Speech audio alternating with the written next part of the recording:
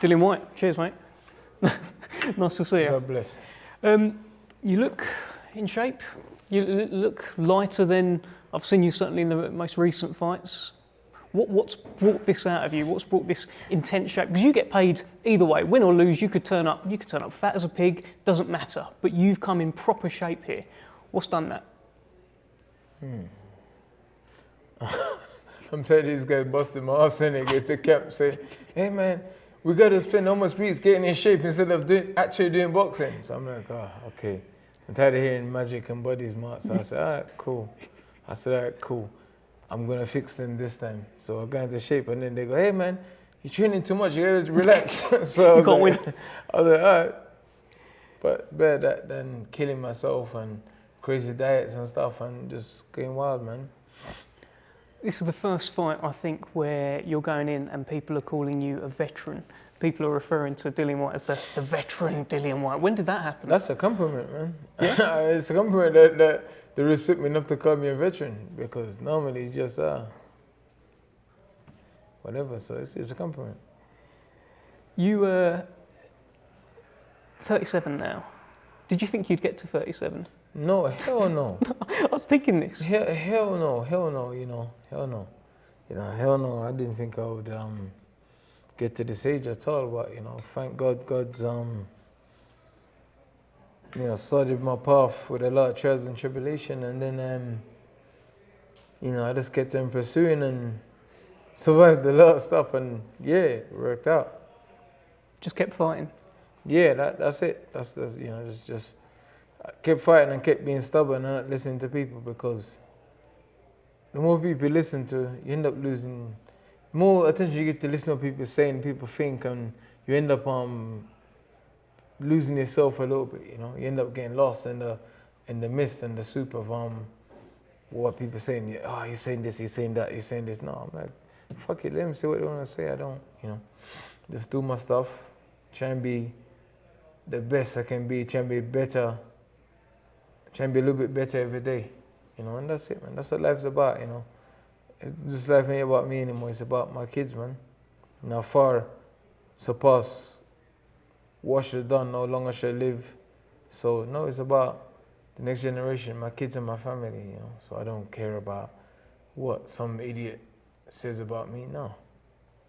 I saw in your Instagram story the other day the video go up of your kids doing that. Oh, so it's all for them, right? Yeah, What did you think of my oh there, by the way?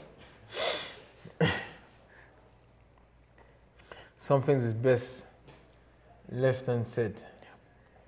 Some things is best left unsaid. Sometimes people see me laughing alone and they wonder, why is he laughing alone? I'll probably be laughing next week at my response was going to say, Tia Wu. So it's good. I like to keep some stuff in my head for later to laugh. I'll be waiting for that. Yeah. But yeah, listen, that was a nice video. I don't often see you share like videos of your kids and stuff like that. I assume they were your kids, right? I try and keep my family private, but it's like, all things work is sometimes little things remind you of why you're doing whatever, and little things like that, It's like, I never taught my kids to do that. They literally, they just started doing it one day. It's like literally, and then I couldn't believe it. I was like, and people think I teach them, but I don't teach them. It's like, So already, for me, it's nothing. It's something small, but already it just reminds me that, hey, my kids is looking up to me already. You know what I mean? So, it's wild. How much do you want to win?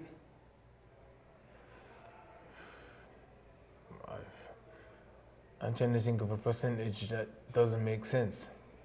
Like something up completely out of this stratosphere.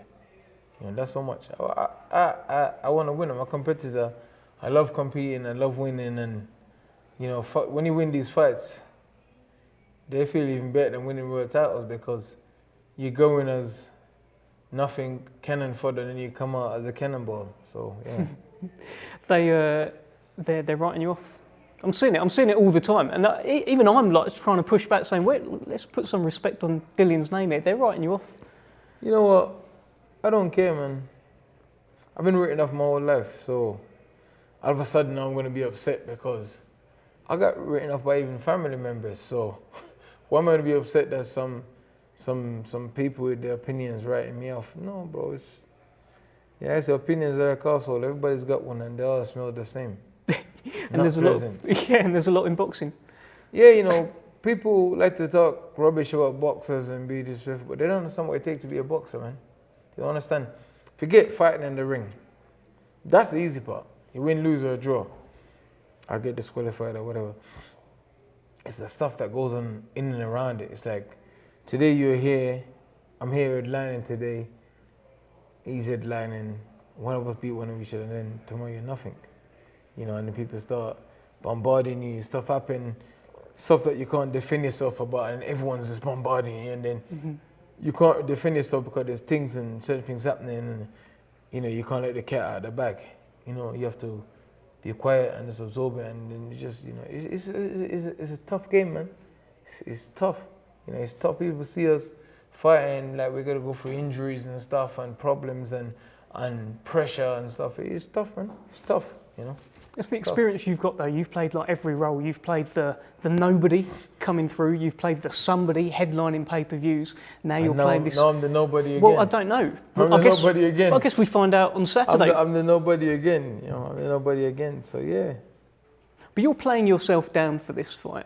No, I'm not. It feels like you are. You're kind of. He's the Mike Tyson guy. I'm just little old me. Are you putting pressure on him? I would have been happy to be compared to any fighter in the 80s, in the 70s and the 80s. I'd have been glad, you know what I mean? It's about, they compare him to two legends. Mike Tyson with Muhammad Ali's footwork, you know, so yeah. It's, you know, I'm fighting Godzilla. So what are you then if he's Godzilla? I don't know. Just, you know, the smart people in the Japanese movie that runs around when Godzilla is trampling Tokyo town. The civilians. I'm one of them, yeah. So you are a Japanese civilian heading into this fight. Right. Arigato, sensational. Enjoy this. Aka, how?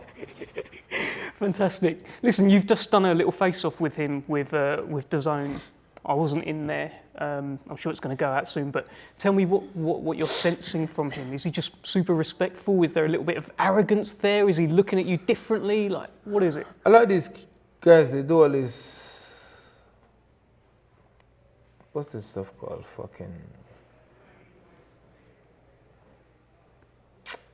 sports psychiatry and all this stuff. So they prepare, they're well prepped, you know.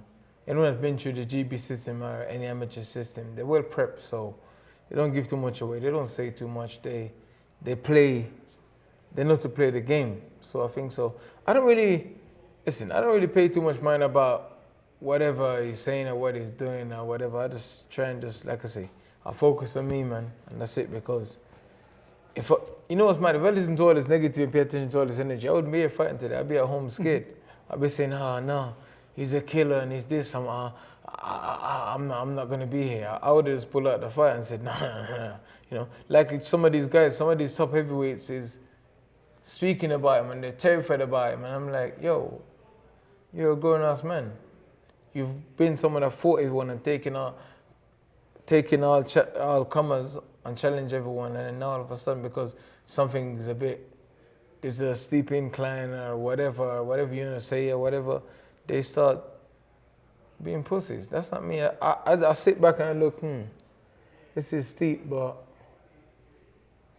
how can I, I just try, man, and do my thing, you know.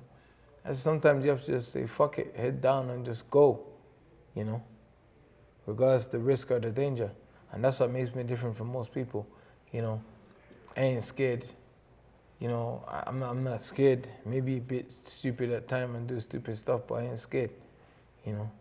And that's something you can't teach or you can't buy or you can't acquire, you know. Walking towards the fire. Yeah, you know, it's like a fireman. It doesn't matter how big the fire is. You got to do your job. But you got your own fire. That's the thing. You're walking towards it. You're not just some unarmed guy. You bring your own fire. You know, you're WBC #1 for however long. You've boxed the best. You've only lost to the very best. And I feel like with those losses, you can kind of explain them away. You were beating Povetkin up. Joshua, your shoulder was all over the place. Fury's Fury. Stuff happens, man. You know. There's no point. Like I said, I don't live in the past, man. Only archaeologists get paid for digging in the past. I don't get paid for digging in the past, so why am I living in the past? You know, I might as well try and look in the future. My name ain't Indiana Jones, that's all they say. Good thing to say. Okay, so you win this fight, right? You will have a wonderful position with the WBO, which I guess will put you near a Joseph Parker kind of rematch, maybe Usyk in the future. Are you looking at things like that? Because I know how much you want to become a world champion. No, you know, I'm solely focused on Moses. He's a dangerous guy. He's got the confidence of ignorance. You know, he's explosive, he's knocking everyone out, he's beating guys up in sparring. That's one of the things that Manny was talking about when I first met him. I said, Doug, you got to relax with the sparring, because if you keep beating up, you ain't going to get no sparring. And people can start charging you fortune for sparring. We was talking, he's knocking everyone out in sparring, he's doing this, he's doing that. So I'm focused on him, you know what I mean? He's a dangerous threat, he's a live threat, you know what I mean? You know, I'm just a little old man to say you know, I told him he should help me carry my shopping bags across the street. Stop the bus for me and give up his seat on the bus. What do you think? Are you consciously trying to make him think this way, that you're kind of like this harmless old man that's going to come in, get bowled over in a couple of rounds? He's professional. He's got Ben and them guys. Yeah. Them guys are analysts. They got a guy in their gym that just analyze people. So I know they've been analyzing my lifestyle and doing whatever they're doing and analyzing everything. I saw that guy in there earlier. I met him. I said, you were so and so. He was kind of surprised that I analyzed him, but it is what it is. I don't care, man. Listen, punch is gonna get thrown. Punch is gonna get thrown.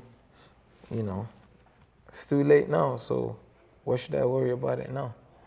No, looking back now, best of luck to you. Thank you. God bless. Cheers, mate. We didn't do the, body snatcher back on Saturday.